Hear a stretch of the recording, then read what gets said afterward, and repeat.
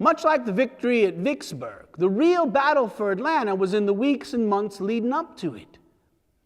Grant had just assumed command of all Union forces in the East, and he left Sherman in charge.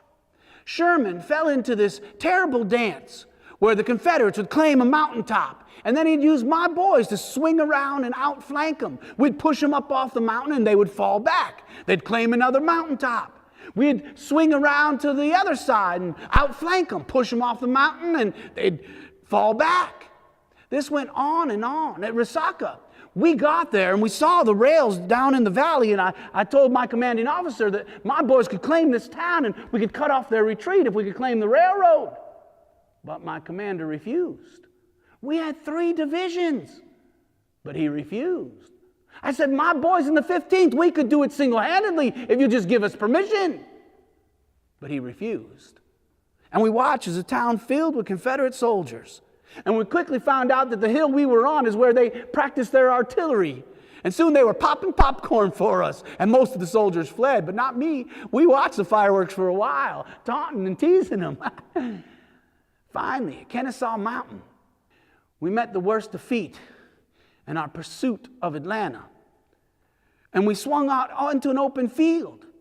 And at this point, a new commander had taken over the Confederates. And instead of Pillow, who was fall back, it was Joe Johnston. He came out for a fight, and we gave him one. But then, in the heat of battle, just as my line was beginning to fall, our commanding officer took a bullet and fell from his horse. At a critical moment, we were leaderless, rudderless, until I realized I had the highest rank of the men on the field that day, that the command was mine. So I jumped onto my fastest horse, and I pushed the men who were retreating back to the front lines. Swinging my hat, the boys began to shout, "Rally round the flag, boys, rally once again," shouting the battle cry of freedom. Rally from the hills and rally from the plains, shouting the battle cry of freedom. We not only plugged the hole, but we pushed the Confederates back. We defeated most of the forces, captured thousands of prisoners. And it was just a matter of time before Atlanta fell. But the very next day, Sherman demotes me.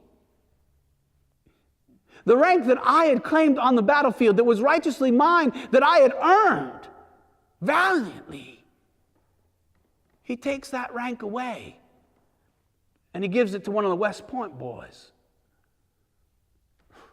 What should have been my happiest moment shook the foundation of faith. The only time in the whole war I considered going home.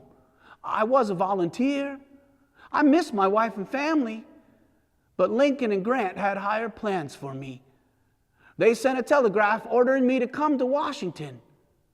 And it was then that they gave me a leave of absence to speak throughout the North, to rally the troops, to save the Union.